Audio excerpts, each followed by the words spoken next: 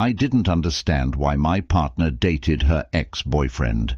He wasn't the kind of person you'd expect someone like her to be with. He didn't have a job, even though he claimed to be a tattoo artist. He frequently found himself in trouble, going in and out of prison, and constantly involved in conflicts. I simply saw him as a wannabe bad boy, and he wasn't even good at that. Before my fiancée and I started dating, she had a complicated relationship with her ex-boyfriend. They began dating when she was just 16, and they essentially grew up together. To make matters more complex, my fiancée's best friend while growing up was her ex-boyfriend's younger sister. After high school, my partner decided that her dream was to become a lawyer. She tried to persuade her ex-boyfriend to pursue a more serious career, like becoming a doctor, so they could be a successful power couple. He had already graduated before her, but had no interest in college or a professional path. Her ex-boyfriend turned her down, saying that he prefers to pursue a career as a rock star or tattoo artist. From that point on, their relationship had its share of highs and lows, marked by verbal and physical abuse. When we began casually dating, she would come to me in tears, explaining how her ex-boyfriend had physically hurt her. I could see the bruises on her, and I advised her to report it to the police. But she refused, not wanting to get him into trouble. I couldn't understand why a beautiful and intelligent woman like her would endure such a tumultuous relationship with someone like him. During her college years, her relationship with her ex-boyfriend was a roller coaster. She would break up with him, start dating someone new, only to cheat on that person with her ex-boyfriend when he came out of prison, or for some other reason. She always seemed to feel sorry for him, believing the world had treated him unfairly, which, frankly, seemed ridiculous to me. Let's jump ahead a bit. After she finished law school, she was 26 years old when we started casually dating. We both worked at the same law firm. She was incredibly beautiful, and I couldn't stop thinking about her. Finally, when I managed to get a date with her, I learned that she was in a strange situation with her ex-boyfriend. This made me very sad, and I tried to persuade her to leave him because she kept telling me how awful he was to her. He would ask her for money, and his family didn't want to help him anymore. He'd always call her. You might think she's a soft-spoken, naive and kind person, but that's far from the truth. She's more like a shark. Quick-thinking, sharp and incredibly intelligent. Everyone at the law firm admired her for her sharpness. But when it came to her ex-boyfriend, she became like a gentle cat and would go to great lengths to defend him. So, after she revealed that she was in this complicated situation with her ex, I reluctantly decided to give up on our potential serious relationship, as that's what I was looking for at the time. Then one day she called me because she needed someone to talk to. She had to call the police on her ex-boyfriend because he was at her house and had invited another girl while staying at her place. They got into a physical altercation, and she had to call the police, resulting in his arrest. She needed someone to talk to, and she felt I was a dependable and safe person to confide in. So, I invited her to my house, and that's how our casual dating started. When her ex-boyfriend was released from prison, he wanted to re-enter her life, but she firmly rejected him because she was pursuing something serious with me. She had grown up in a broken home, but she had always been close to her mum. Her mum disliked her ex-boyfriend and encouraged our relationship when she found out we were dating. As I realized she was genuinely interested in taking our relationship to the next level, I decided to ask her to be my girlfriend after 2 months of being friends with benefits. She was eager to move things forward, but I wanted us to take some more time to date before making it official. She mentioned her ex-boyfriend was stalking her, and she didn't want to get a restraining order against him because she thought it might anger him. It might sound strange, but I believed her during the honeymoon phase of our relationship, and you tend to overlook flaws in that phase. So, we continued to date for a few more months. Some things began to bother me. but I suggested she speak to a therapist about them. She did seek therapy, and one of the issues was that she couldn't go a week without wanting to argue or quarrel over something insignificant. It seemed like she needed a good fight for the week to feel satisfactory. I noticed this behavior and explained to her that she might be seeking conflict because she wasn't used to being with a normal person. She had grown accustomed to conflict in her previous relationships. I encouraged her to talk to a counselor every week and also suggested she take up boxing lessons to channel and release her pent-up aggression. She took my advice and started therapy and boxing. Fast forward a few months, and everything was going well in our relationship. We had fewer arguments and no more conflicts. We were financially stable, leading active lives outside of work, and it felt like we were going to be a successful power couple. Our mutual friends could see it too. One day, she shared with me how her ex had been trying to contact her through social media, but she had blocked him because he was asking for money. This was very reassuring to me because she was open about his attempts to reach out to her. It signaled to me that she wasn't hiding anything. Additionally, I overheard a conversation between her friend, who also happened to be her ex-boyfriend's younger sister. She was telling her friend not to let her brother attempt to call her, or else she would involve the law, and he would end up in prison for a long time. Naturally, I felt at ease, thinking her relationship with her ex-boyfriend was over. So, imagine my surprise when just a day after I married my fiancée, the woman I believed was the love of my life, I discovered she had cheated on me with her ex-boyfriend. I couldn't help but wonder where I went wrong. I had shown her love, and we had seemed perfect together. We didn't rush into marriage. We took our time, and it had been about a year since we started living together. We had decided it was time to start a family, so I proposed to her. We made plans to get married and set the wedding date 5 months in the future. Before our wedding, she wanted us to go on a 1-week cruisy trip, and I reluctantly agreed. My workload was heavy at the time because I was handling multiple cases that required extensive research. She was really into cruise trips and enjoyed being on ships. She managed to convince me to come along, even though I'd be working on my laptop most of the time. I suggested she bring one of her friends along, but she insisted it should be a private trip just for the two of us. I agreed to the cruise, and it wasn't a surprise that she spent most of her time enjoying various activities on the cruise ship. We only got to spend a small amount of time together while we were there. She loved the cruise ship's activities, and whenever she came back to the room, she seemed to be in a great mood, which indicated that she was having a wonderful time. After we returned from the trip, we both felt refreshed. However, I didn't really notice or pay much attention to her at that time. If I had, I might have realized that something had changed.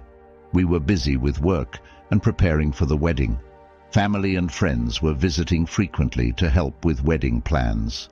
Finally, the big day arrived. My wedding day was a beautiful event, filled with love, laughter, and high hopes for our future together. Both of our families were there, and the venue was decorated with elegance and a sense of celebration. My family, as well as our entire law firm, attended to witness this important moment in our lives. Having my colleagues there to support us on this new journey as a married couple was a source of great pride for me. On my wife's side, her family supported her, despite her father not being a part of her life, which was a sad situation. Her uncle, who had always been a strong source of support, walked her down the aisle, a touching symbol of her family's love and unity. The day was filled with hope and positivity. Fortunately, we didn't have any troublesome ex-boyfriends or ex-girlfriends to worry about. Our wedding day was surprisingly peaceful and harmonious. We exchanged vows, promising to stand by each other through thick and thin, and the future looked promising and united. However, it is with deep embarrassment that I have to admit that, just a day after our beautiful wedding, I found myself calling my family to tell them that I was seeking a divorce. I had even started printing court papers to serve her with the divorce papers. It left me wondering what had gone so wrong. A day after our wedding, we decided not to go on our honeymoon right away.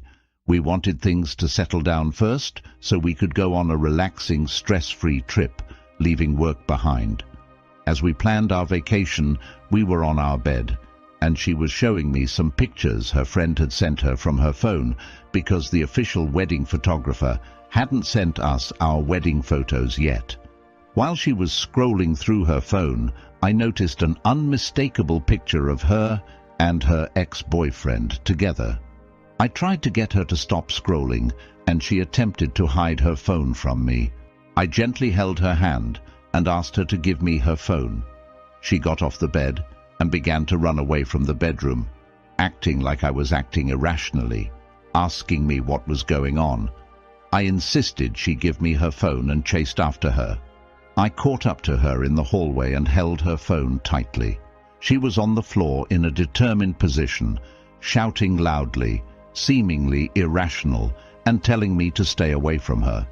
Her behavior was unusual, something I had never witnessed before, which further convinced me that what I had seen was indeed correct. I was deeply upset, and I meant business. I snatched the phone away from her as she did her best to prevent me from taking it. Right after I received the phone, she began to scream and hit me as if she was possessed.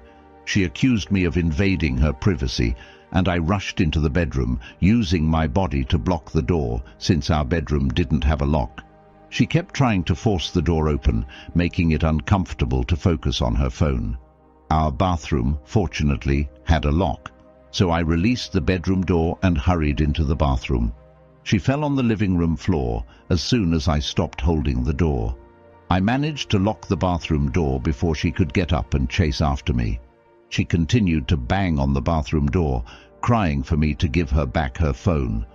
This behavior was completely out of character for her, confirming my suspicion that what I had seen on her phone earlier was a picture of her and her ex-boyfriend. I sat on the toilet, scrolled through her phone, and to my horror, I found pictures of her and her ex-boyfriend enjoying activities together on the cruise trip we had taken together. It turns out she had invited her ex-boyfriend, someone she wasn't supposed to be in contact with, on the trip that was meant to be a romantic getaway for the two of us.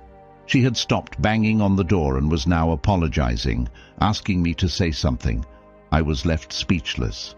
Her deceit was overwhelming. I couldn't believe that she would do something this dishonest. All I could think about was how I was in our room, while she was spending time with him, and I was sure they had been intimate. How long had this been happening? Was our relationship even real? Did she ever truly stop being with him? I felt like she had a mental issue, and it was difficult to accept that my life seemed to be falling apart before it had even started. I was worried about how embarrassing this situation was, and I wondered how I would be able to continue working with her.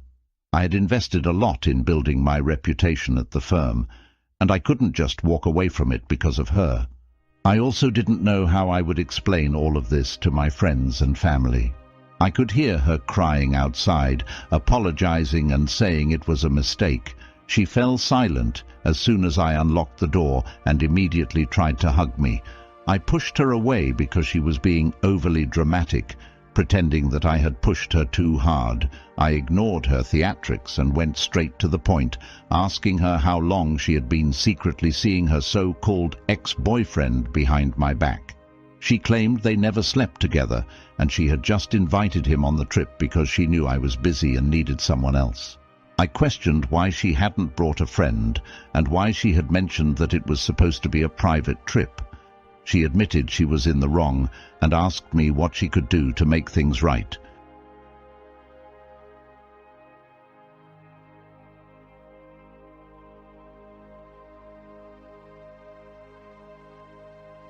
I replied that there was no way to fix things, and our relationship was over. She started crying as I walked out of the room. I was still in shock, but I needed to leave the house. Instead of getting into my car in that state, I went back to the room, tossed her phone at her, grabbed mine, and then walked out the door. I must have walked for miles before I sat down to call my friend. He encouraged me, saying it's not shameful to end the relationship, considering I didn't know how long they had been hiding their actions from me. It was fortunate that we hadn't been married for very long. When I returned to the house, I felt calmer, and we had a candid conversation, perhaps the most honest one we'd ever had in our marriage. We both realized that due to our work and the grandness of our wedding, a messy and public breakup would be extremely embarrassing for our careers. It would tarnish my reputation as well. There's a saying that goes, "Don't wrestle with a pig in the mud," and we agreed to divorce as quietly as possible. I persuaded her to leave her job at the firm and find employment elsewhere. She cried throughout our conversation, and it seemed to me that she might have some kind of mental issue, or maybe there was something binding her to her ex-boyfriend, as she admitted to having been intimate with him on the cruise trip that was meant to be our pre-wedding getaway. She had also met with him a few other times. All of this is still very fresh, as it only happened 2 weeks ago. She came to work last week and handed in her 2-week notice. People at work have sensed that something is wrong and keep asking me about it, but I've been trying to deflect their questions. I know that eventually I'll have to confront the situation, but not right now. I'm not sure why I'm writing all of this. Maybe it's just for myself, a way to document how everything tragically went wrong. Perhaps it's a memory for the future, as I attempt to erase the last 2 years of my life as if they never happened. Thank you for staying to the end of this story. Don't forget to hit the thumbs up and subscribe to our channel, as we are on our goal to hitting 50,000 subscribers. Don't forget to drop your comments.